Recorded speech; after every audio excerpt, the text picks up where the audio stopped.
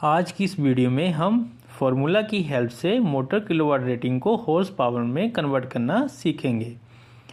इस एग्जांपल में हम 7.5 किलोवाट को हॉर्स पावर में कन्वर्ट करेंगे। 1 kilowatt is equal to 1000 watt. 1 horsepower जो है वो 746 वाट के बराबर होता है। 1 किलोवाट में कितने हॉर्स पावर होते हैं? तो 1 kilowatt is equal to 1000 divided by 746 equal to 1.34 horsepower. इसका मतलब ये हुआ कि 1 किलोवाट में 1.34 हॉर्स पावर के बराबर होता है।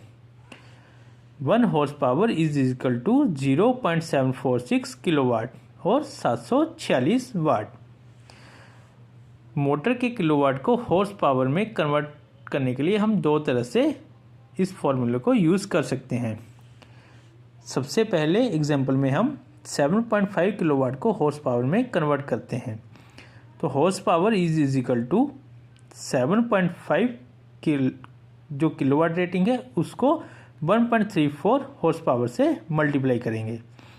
तो जब इसको मल्टीप्लाई करते हैं तो उसके बाद जो हमें वैल्यू आती है वो आती है 10.05 हॉर्स पावर। इसका मतलब ये हुआ कि 7.5 किलोवाट की जो मोटर है वो 10.05 हॉर्स पावर के बराबर है। सेकंड जो फॉर्मूला है उसमें horse power is equal to kilowatt into 1000 divided by what. तो इस एग्जांपल में जो किलोवाट की रेटिंग है वो है 7.5 इंटू 1000 डिवाइडेड बाई 746। तो ये वैल्यू जो आई वो आई 10.05।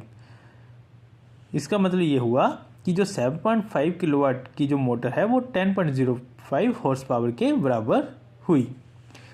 दोनों तरह के फॉर्मूला को यूज़ करने के बाद जो 7.5 किलोवाट की मोटर है उसकी जो हॉर्स पावर है वो 10.05 है।